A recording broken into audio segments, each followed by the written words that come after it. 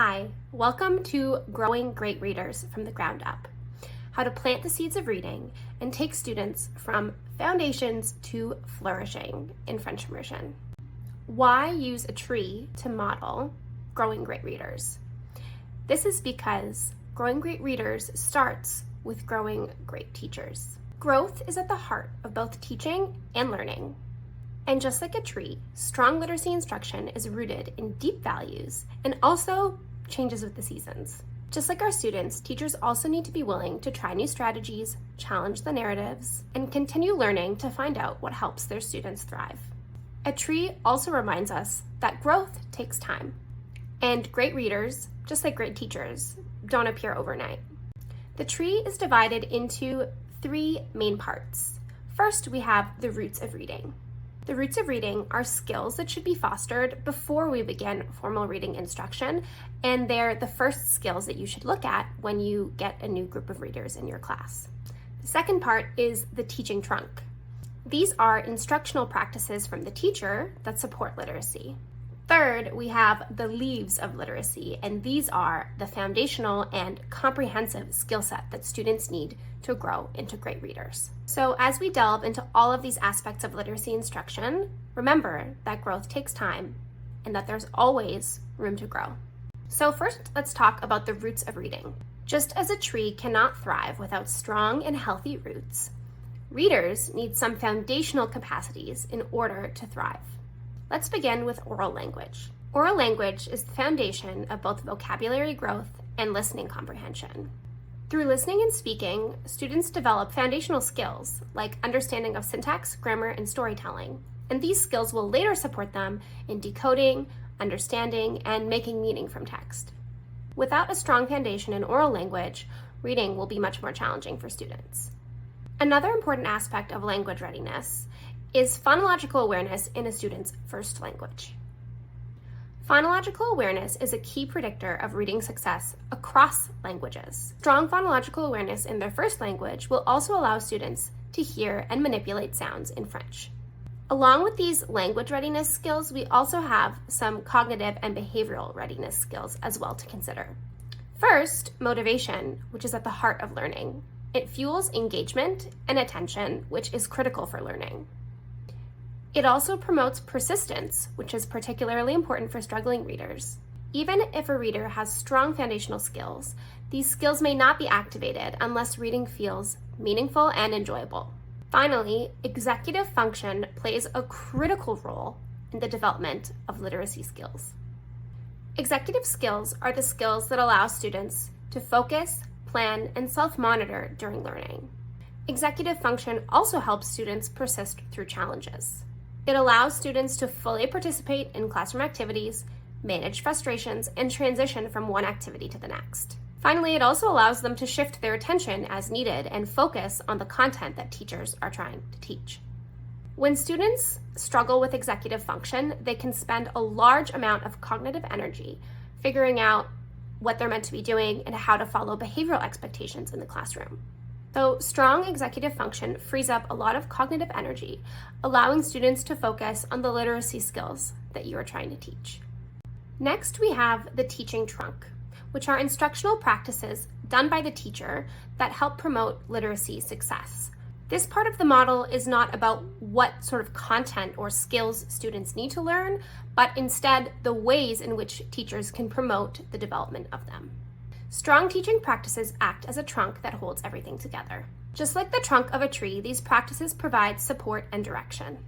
They ensure that learning can grow upwards from a strong foundation to full literacy development. In this model, the trunk has four main instructional practices. First, routines that support executive function. These classroom routines help students develop focus, independence, and self-regulation. By building these consistent habits, students are better able to monitor their behavior and their own learning. Having a class full of students with strong executive function skills will also help you better manage behaviors in your classroom and manage things like literacy centers and small group time. As we know, small group time is very helpful for teaching a lot of the literacy leaves skills. So these sorts of routines are very helpful for helping your classroom function smoothly, and that helps learning happen. Second, the trunk includes multisensory instruction. This means teaching in ways that will engage multiple neural pathways is particularly important for striving students and for students with dyslexia. This can be done through movement, sound, visuals, or touch. When students engage multiple senses at a time, it helps make learning more meaningful and helps store it in their memory. Third, I want to emphasize systematic and explicit instruction. This involves teaching skills in a logical and cumulative sequence. It also includes clear explanations and modeling. Nothing is left to chance, and students are not expected to discover literacy skills on their own. We show them, we teach them, and we sit alongside them and guide them as they practice. Finally, the teaching trunk also includes translanguaging practices. In an early French immersion classroom, especially for readers that are having difficulty acquiring oral language and reading skills, translanguaging can be particularly critical. By using both French and English to explain key literacy concepts, you're providing access to these key concepts for everyone. It allows students to use their entire language repertoire and make connections from their first language to their second. Together, these 4 practices provide a structured, strong teaching trunk. While these 4 practices are not the only things that you can be doing in your classroom, they were chosen specifically because they will help provide meaningful and equitable access to all students in your classroom to help them learn the critical literacy skills that are located up in the leaves. Finally, we have the leaves of literacy. The leaves of literacy are foundational skills and knowledge that educators need to teach in order to help students become confident and capable readers. Inspired by the active view of reading, the leaves are organized into 3 interconnected branches.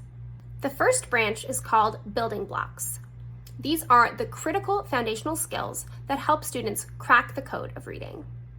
I've included phonemic awareness, phonics, decoding, encoding, and sight words. These skills help students make connections from sound to print, decode unfamiliar words, and spell with increasing accuracy.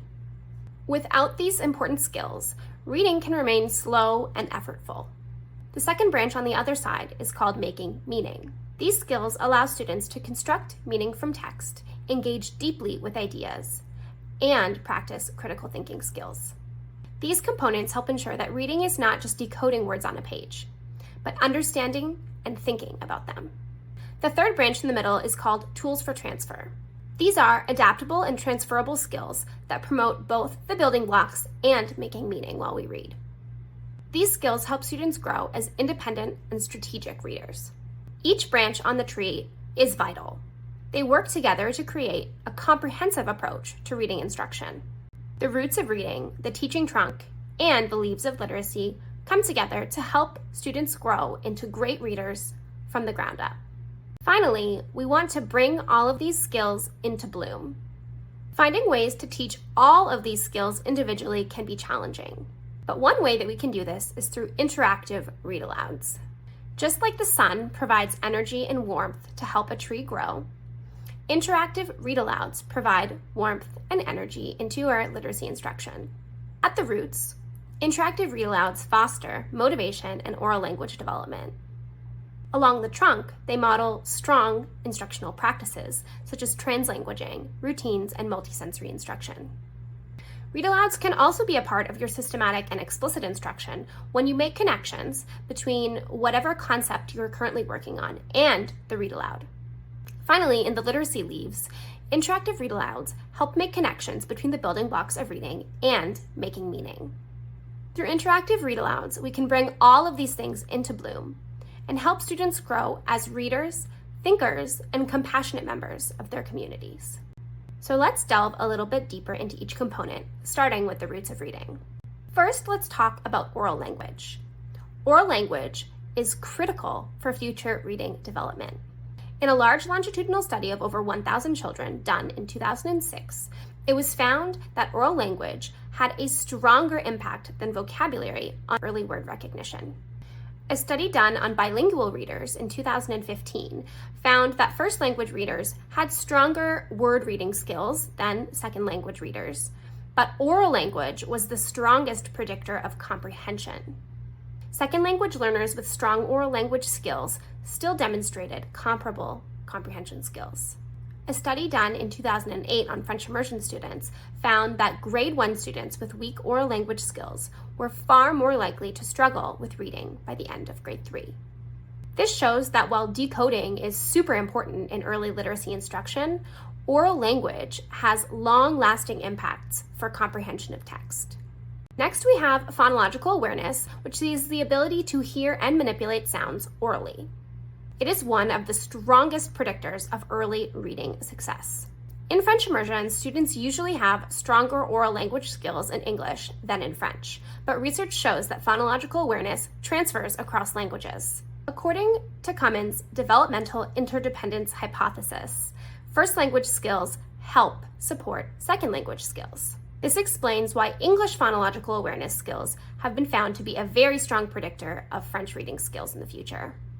Conducting a phonological awareness screener in the first language can help you identify students who may be at risk for developing future reading difficulties.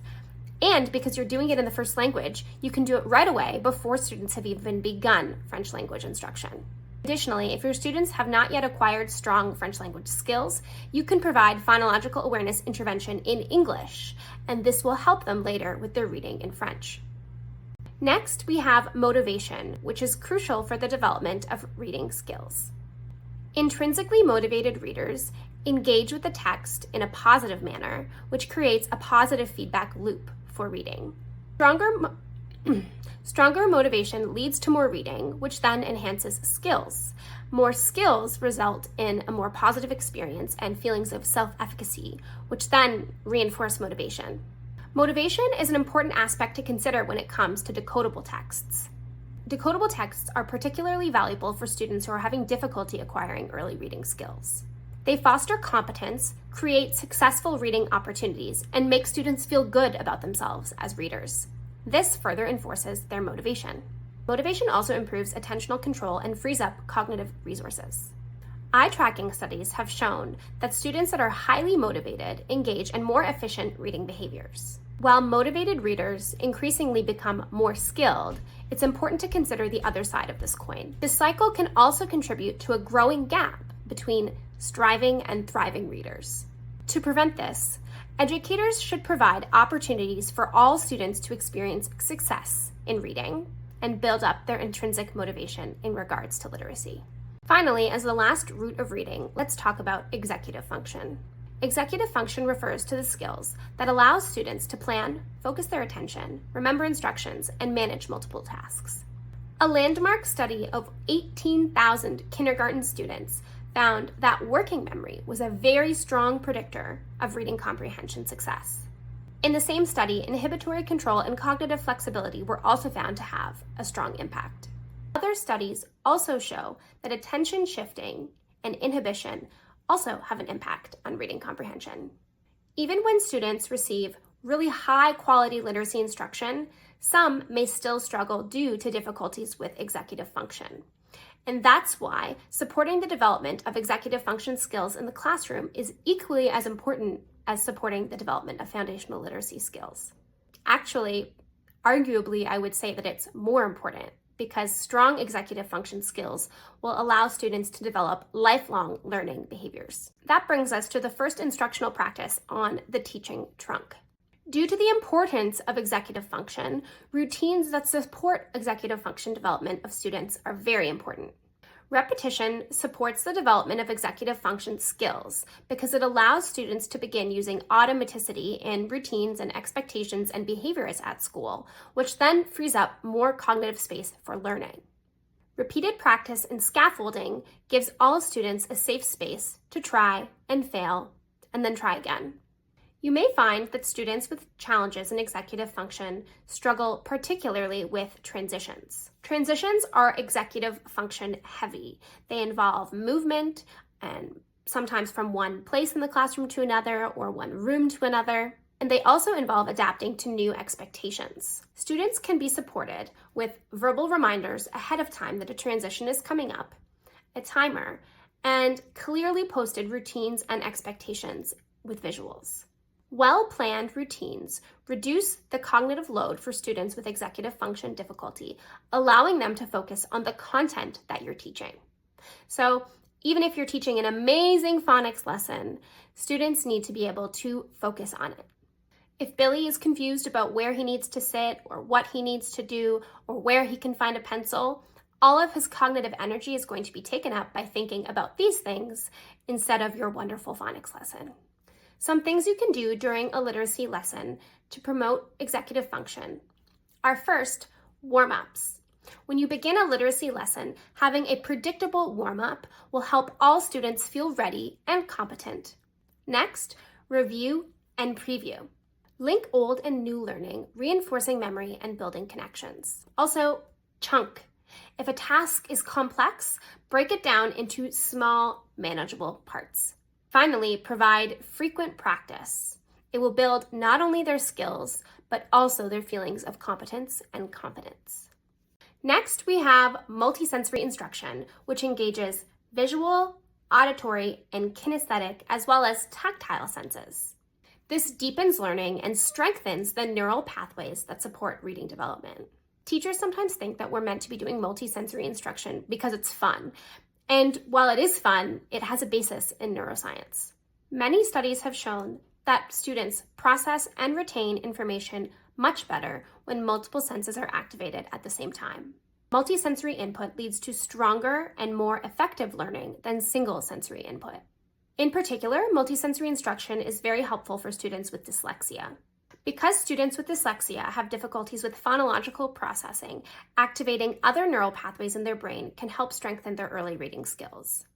If you look up multisensory instruction on Pinterest, you will see all kinds of ideas that involve purchasing expensive items.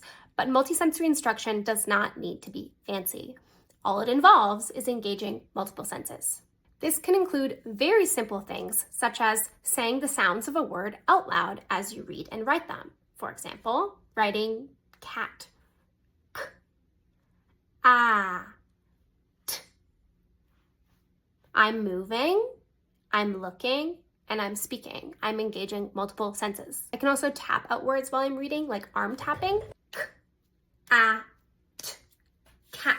I can also have students clap out syllables when working on syllabic decoding, or even jump up and down for each syllable in a word. You can have students trace phonemes and graphemes in the air while speaking the sounds. You could use blocks or counters to help students segment words into phonemes or syllables. You can use sensory objects like sensory trays, and these are very simple. All you need to do is put sand in a tray and have students trace words again while they're saying them out loud. But for me, my favorite activity is listen, say, see, and write. So when we're practicing spelling in my classroom, I first have students listen to a word. I repeat it, they listen. I repeat it, they listen. Then they repeat the word multiple times. Then I show them the word that I'm expecting them to read so that we can practice looking at each grapheme and reading the corresponding phoneme. Finally, I have students write the word. And again, as they write it, for each grapheme that they're writing, they are out loud saying the phonemes. These are some very simple and, for the most part, free ways that you can integrate multisensory instruction into your teaching practices. Finally, we have systematic and explicit instruction. These have become a sort of buzzword in education, but I do assure you that they are based in science. Reading is not a natural process, and our brains did not develop to read. Instead, we repurposed structures in our brain to allow us to read. Essentially, over time, we train neurons in our brain to recognize letters and shapes, and this can be a long process. When students are learning early phoneme and grapheme correspondence, they're engaging in a process called neuronal recycling. They're essentially retraining individual neurons that were trained to develop shapes in nature and repurposing them to recognize these letters. Understanding of this concept highlights why repeated practice is necessary for students to develop these early reading skills. Rewiring your brain for reading takes time. But I also want to talk about, what does systematic and explicit really mean? Explicit instruction means that all of those literacy leaves that you see up there are going to be directly taught to students, and you are not expecting for students to just naturally discover these concepts on their own. They need to be directly and explicitly explained to students. Systematic instruction means that you're following some kind of system, a plan, or a scope and sequence that builds skills in a cumulative and logical order. With systematic instruction, we also build skills progressively and return many times to practice them again. While there are some students who will pick up reading with minimal intervention, there are some students, especially your striving readers that are having difficulty, who really need this type of instruction in order to learn how to read. However, even students of average ability still benefit from explicit and systematic instruction, which gives them a deeper understanding of language, sounds, comprehension strategies, and all of those skills up in the literacy leaves. Teaching these foundational skills explicitly and systematically has been shown by research to provide lasting benefits. And again, while not all students really need them, some do. So teaching in a systematic and explicit way is a critical piece for equitable instruction in your classroom. Finally, we come to translanguaging. And I know in the French immersion community, this can be a little bit controversial. There are many teachers who believe that they need to be speaking 100% French 100% of the time. But I do like to point out that we are French immersion teachers and not French submersion teachers. As Young explained in 2022, there's a critical difference between submerging or drowning students in a language and immersing them. Submerging means that you are throwing students way off the deep end and expecting them to naturally grow their language skills. But immersion involves supporting students with scaffolding and inclusivity. Translanguaging, when used intentionally and strategically, supports access to learning for all learners in your classroom. It is a powerful equity tool that promotes competence and confidence for all of your learners and allows them to feel like valuable members of your classroom community.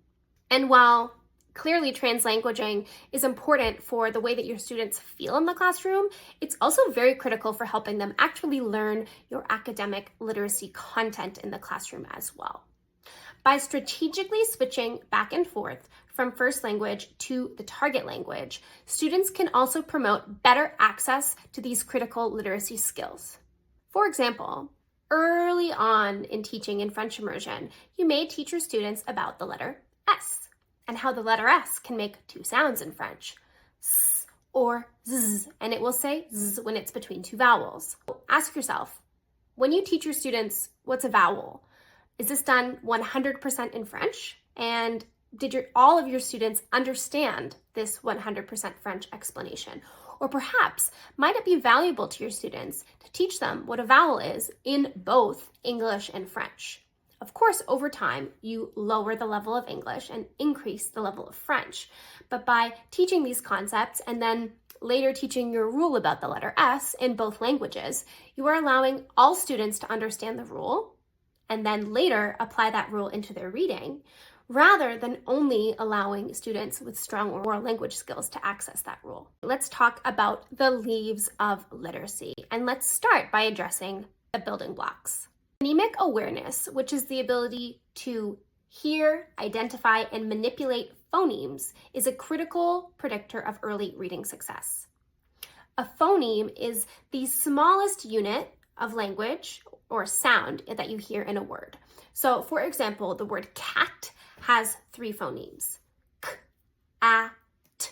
Phonemic awareness is not just an entry-level skill. It continues to support decoding and encoding, or sounding out and spelling, long into the development of literacy skills. Some students struggle with reading because what they're actually struggling with is hearing and distinguishing one sound from another. In natural speech, many phonemes overlap, which can be confusing and make it difficult for students to isolate them. Additionally, many phonemes sound very similar, which can be confusing for students.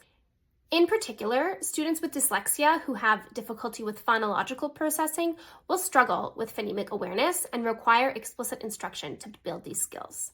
By developing phonemic awareness, we're building a really strong foundation for the development of decoding, encoding fluency, and comprehension skills. Next, let's talk about phonics. Sometimes people get phonemic awareness and phonics mixed up, so it's important to remember that phonemic awareness is focusing only on oral sounds, and phonics is making that connection between the letters and the sounds. So that grapheme-phoneme correspondence, and that can be individual sounds of graphemes, that can be digraphs, trigraphs, patterns that we see in words. All of that is phonics because we're looking at the connection between the written representation and the sound that we hear. Phonics instruction has been a central, although sometimes contested, aspect of literacy instruction for decades. Remember, we're all here to learn and grow, so do know that phonics has been shown by decades of research to be critical for the development of reading skills.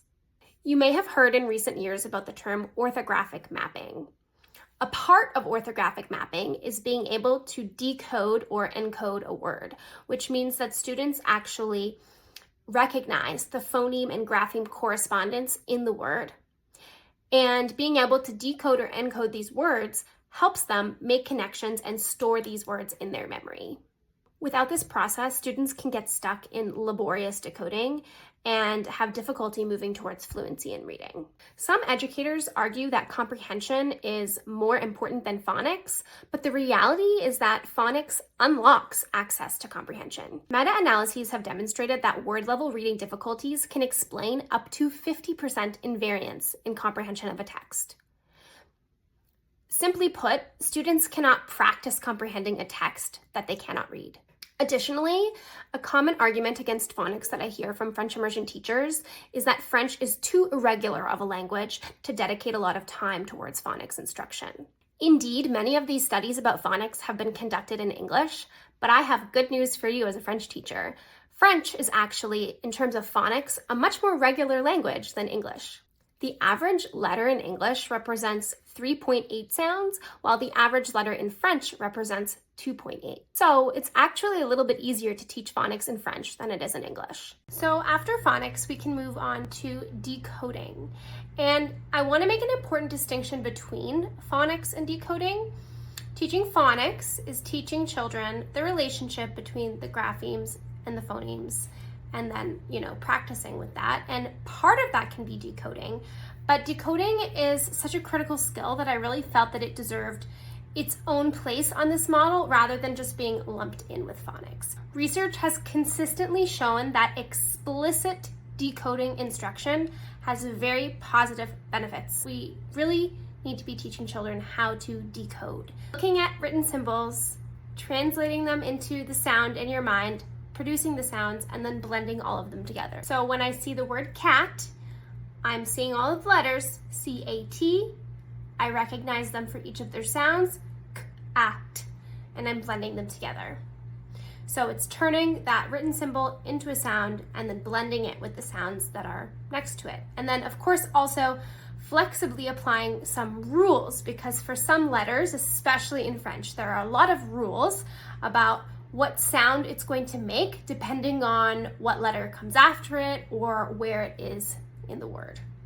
There are two effective strategies for teaching decoding, one of them being segmenting, where I split the word up, k-at, cat, or continuous blending. So I would put my finger under the C and read k-at, cat.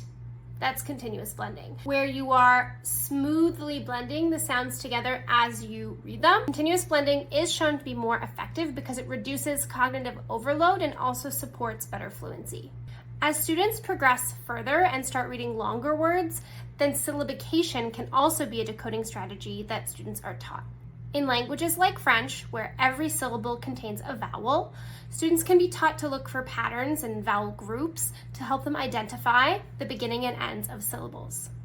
When students are able to divide very long words into their syllables, then they are much more easily able to decode them.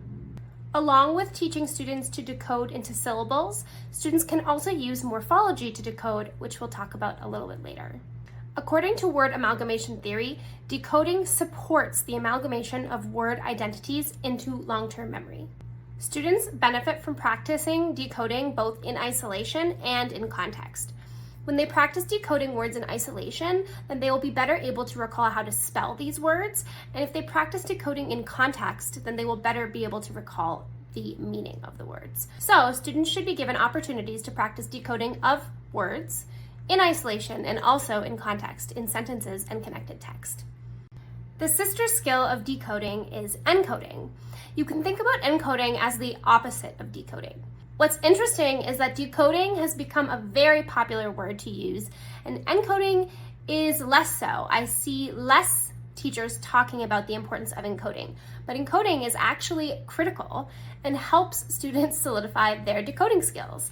They are opposite skills in the sense that decoding takes the written and turns it into the sound, and encoding takes the sound and turns it into the written representation. But these skills are highly complementary and they actually benefit each other. Repeated decoding of a word will help students remember how to encode it, and encoding a word will help students recognize it later when they need to decode it.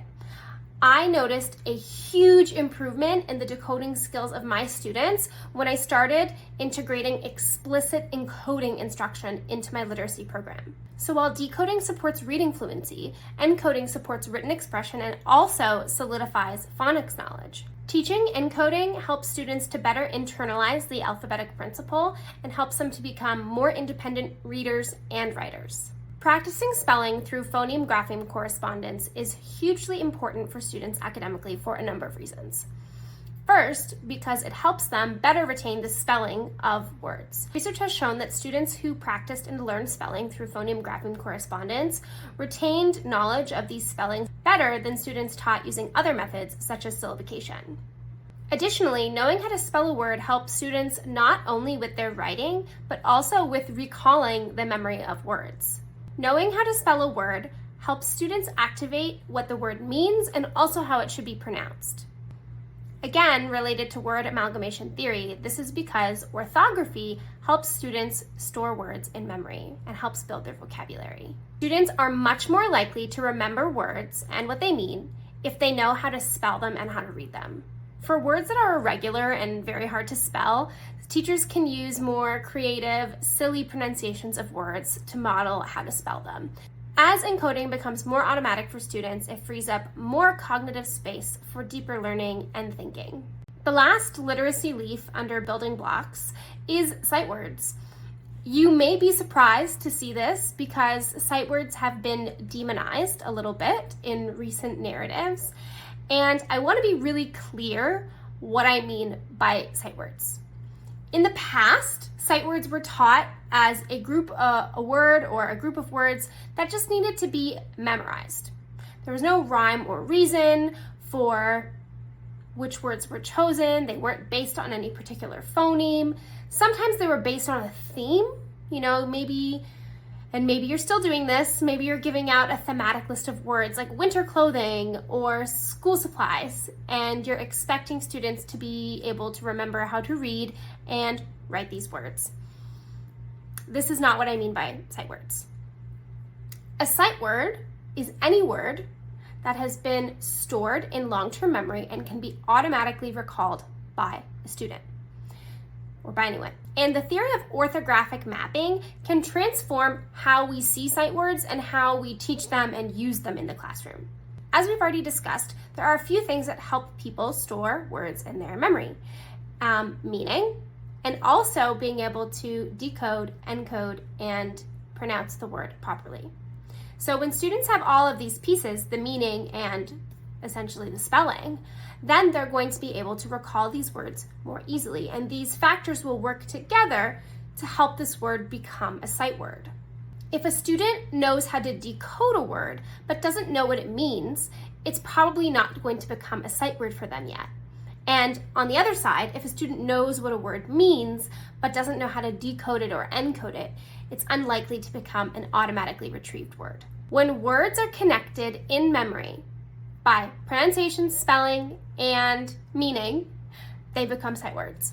All words, whether they are regular or irregular, are at least partially decodable. So even teaching students how to partially decode words can be very helpful to store these words in their long-term memory.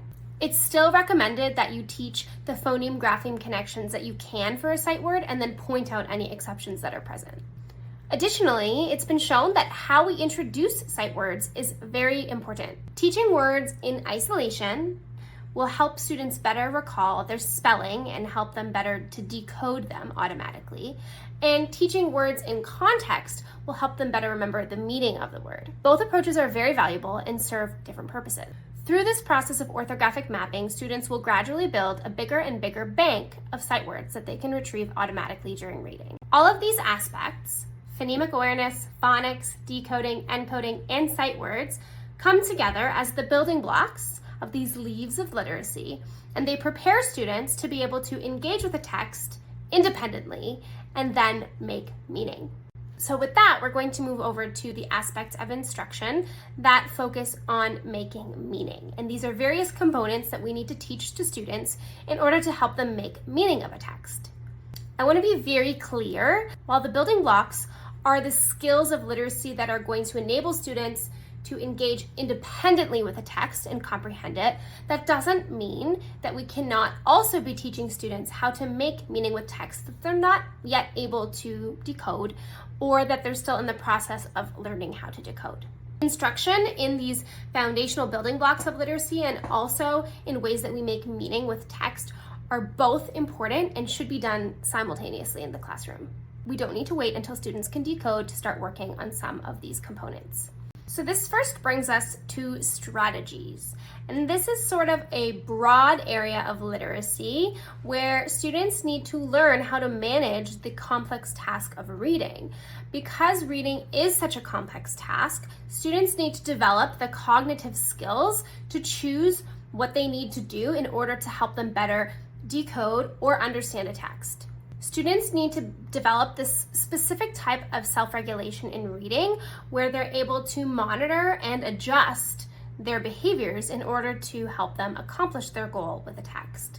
Some key strategies that students can be taught to use to comprehend text are previewing the text, monitoring for their own comprehension, pausing to ask questions, summarizing, identifying the main idea, and generating questions that prompt deeper understanding of the text. These strategies are particularly powerful when they are taught and used during interactive read-alouds and during writing activities. In fact, writing, particularly writing that's more analytical rather than just answering questions, can help improve reading comprehension by quite a lot. Another important component that helps students make meaning of texts is explicitly teaching them about different text structures. It's a very, very effective but often underused tactic. Students who have been explicitly taught text structures will be more likely to be able to recognize key ideas, anticipate what will come next, and use their knowledge of text structure to help them understand complex material.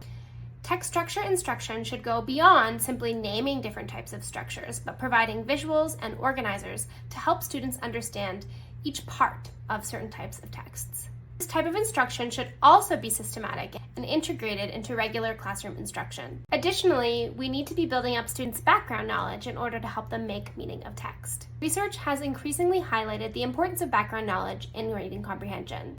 It can have a significant impact even when word reading, age, and other factors are considered. For bilingual learners, early general knowledge helps to predict later reading success in the target language.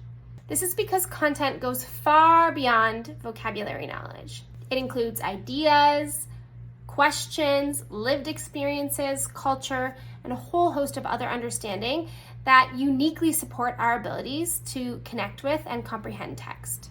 So building knowledge is not separate from literacy. It is in fact an intricate part of literacy. When students are making meaning of text, we also have to consider culture.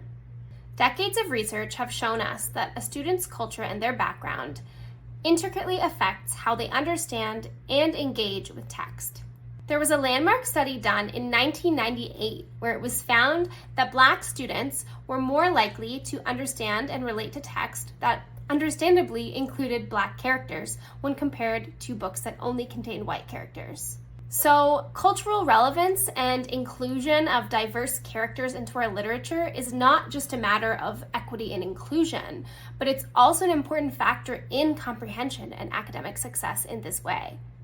It plays a very meaningful role in how students are interpreting, processing, and retaining information. When students see themselves reflected in text, they are more likely to engage deeply with it and therefore more deeply process and remember the text. And of course, it goes without saying that diverse representation also promotes a feeling of inclusion and belonging for students. For educators in diverse classrooms, this can be a really important reminder that sometimes students don't necessarily understand a text as deeply as we want them to because of their reading ability, but perhaps because of their cultural context. One very effective way to integrate cultural relevance is through interactive read-alouds. Reading aloud a wide variety of texts to your class that reflect and represent the various identities that you have in your classroom is a great way to make the cultural contexts of everyone included in the classroom. The last component that teachers need to make sure they address when it comes to making meaning is syntax. Syntactic knowledge is the ability to understand how words function and relate to each other within a sentence. It is a very critical, yet often underemphasized aspect of reading and writing instruction. Comprehension instruction needs to focus on teaching students not only how to understand individual words and sentences, but how they are related to each other. And this is particularly important for bilingual learners who may come from a language where the syntax is very different. Syntax helps readers understand how ideas are connected both within sentences and between them. Syntactic knowledge has been found to be a stronger predictor of reading comprehension than even vocabulary. Students who struggle to understand syntax may struggle to understand a text even when they understand the individual words. So, explicit instruction in syntax can support both reading and writing development. We are going to move on to what I have chosen to call tools for transfer, but they are inspired by the idea of bridging processes in the active view of reading. And that's because these are skills and knowledge areas that are both foundational building blocks that also help us make meaning. The first one we're going to discuss is fluency, which is the ability to read accurately, at a good pace, and with expression. Fluency really helps students bridge the gap between decoding and comprehension, and it develops through repeated exposure to text. When students lack fluency, this means that they're engaging in the laborious process of decoding words, and this really can interfere with their ability to make meaning. If students are focusing too much cognitive energy on decoding and sounding out words, then it leaves little cognitive energy left over to focus on making meaning. Additionally, when students advance in their fluency, they can start integrating expression into their reading. In order to use expression effectively, we need to be not only reading a text, but thinking about what it means at the exact same time. Reading with expression is a really great indicator of a very fluent reader who is able to not only decode words, but also understand them. Another component of literacy that overlaps building blocks with making meaning is morphology. Many educators know about phonemes, but they don't necessarily know about the importance of morphemes. While phonemes are the smallest unit of sound, morphemes are the smallest unit of meaning in a word. So morphemes are these meaningful units like prefixes, suffixes, and root words. Awareness of morphemes and their meanings is known as morphological awareness, which helps students decode words not just by looking at letters, but by looking at word parts and patterns that carry meaning. Morphology is particularly beneficial for bilingual students and for students with dyslexia. It's helpful for bilingual students because often many languages can share some common morphemes. Because students with dyslexia have difficulty with phonological processing, morphemes can help make up for this deficit. Research shows that morphology supports both decoding and comprehension. In fact, morphology has been found to explain up to 55% of reading comprehension variance in students in the 5th grade. Instruction in morphology helps students build their decoding, vocabulary, and comprehension skills, all which work together to create fluent readers. Instruction can begin early, focusing on things like word families, suffixes, and prefixes. In French, morphological instruction is possibly even more important than in English because French contains way more morphemes than English. The French language really relies on suffixes to change meaning. French has about 170 suffixes compared to about 50 in English. In French, morphological instruction is particularly important for spelling. French has a lot of silent letters, especially at the ends of words, so teaching these different suffixes really helps with accuracy in spelling. In 2011, a Quebec study showed that after just 10 weeks of morphological instruction, grade 3 students improved their spelling by about 2 grade levels. Similarly, research on French immersion students shows that early morphological awareness skills in English have a significant impact on morphological awareness and, as a result, reading ability in French later on. Overall, morphology functions as a bridge between decoding and comprehension. It supports flexible word recognition and also helps students to make meaning. I think most educators agree, vocabulary is a very important aspect of both word reading and word understanding, making meaning. Vocabulary allows students to interpret ambiguous words and to make sense of sentences. Vocabulary is also linked to orthographic mapping, where we connect how to spell a word and how to pronounce a word with a word's meaning. Vocabulary is also an unconstrained skill. It's a skill that can continue developing for someone's entire life. It can also have very long-term effects. One study showed that vocabulary size in grades 1, 3, and 5 predicted later reading success up to grade 11. Vocabulary is cumulative, so as students learn new words, they make connections to words that they already knew. In this way, learning builds upon itself, but learning can also be hindered if children do not have a large vocabulary base to begin with. Vocabulary needs to be taught explicitly and not left up to chance, and students need repeated exposure to vocabulary words in order to map them orthographically and store them in their long-term memory. The last component that we're going to talk about is graphophonological semantic cognitive flexibility. Also known as GPS flexibility, it involves integrating 3 parts of a word: how it looks, how it sounds, and what it means. Basically, students are using GPS flexibility when they switch back and forth between thinking about how a word looks, how it sounds, and what it means. And we use this when we encounter words like wind or wind, bow or bow, using them in context to determine how they should be pronounced and what their meaning should be. This is a very important skill in French as well, because as a result of many silent letters, there are many, many, many words in French that sound the same and can only be differentiated by their meaning. And so students need to be able to use context and meaning along with how the word looks and how it sounds in order to figure out what a word really means in the sentence that it's located in. This is a skill that strongly predicts reading comprehension. Instructional strategies like word sorting can promote this skill. For example, students might sort words by vowel sounds and also by their meaning. These types of tasks can promote both decoding and comprehension. Duke, Ward, and Pearson in 2021 emphasized that many struggling readers use only one strategy to try and figure out words, and usually this is decoding, and they don't often consider meaning. So developing this type of flexible thinking will allow students to use a greater number of cognitive resources to help them figure out words. Additionally, words that look the same in English and French can also have different meanings, so this skill is particularly important for bilingual learners.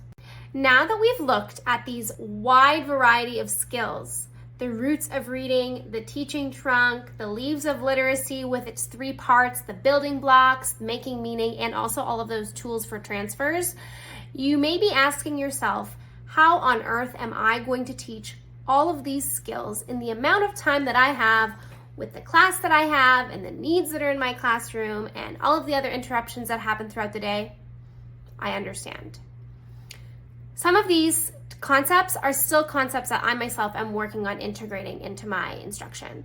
Some of them are easy for me and some of them are new learning for me as well. So remember, the model of a tree was chosen because growth takes time and we're all learning and growing as students and as teachers. I do, however, want to point out that there's one instructional strategy that most teachers know how to do very well that can use a wide variety of these different components if you plan it intentionally, and that is an interactive read aloud. Interactive read-alouds can support a wide variety of literacy outcomes, like a lot of these foundational building blocks, meaning making, and tools for transfer that we've already discussed. But overall, what you really need to know is that you could pick and choose any one of these leaves of literacy and integrate them into an interactive read-aloud, also through using some of the practices listed in the teaching trunk. For example, you could certainly work on text structure and strategies to build meaning with your students while also making a nod to phonics or decoding using a read aloud. If you choose a read aloud for, let's say, every week of the school year, you can really do a lot. You can make connections to whatever phonemic awareness skill you're working on, the decoding skills that you're working on, the phonics skills that you're working on. Students can learn how to decode and encode key vocabulary from the text. You can analyze the vocabulary for morphemes. You can look at the syntax in the text. You can really do all of these things together with a read aloud. It's not to say that it's easy to do. It certainly involves a lot of planning, and again, this brings us back to systematic and explicit instruction. But if you choose your read alouds carefully and you choose the sequence of skills that you want to target and build, then read alouds can be a very valuable tool for helping to build these skills. Beyond the academic impact of interactive read alouds, it's also critical for us to consider the human impact of them as well. Read alouds foster empathy, self-reflection, cultural awareness, and the exploration of other perspectives. Students who are exposed to diverse literature can develop compassion and understanding for many different people. And read alouds can also be used to help give voice to marginalized people. So really, truly effective reading instruction can take all of these academic skills and place them in a meaningful, authentic, and holistic context for your students.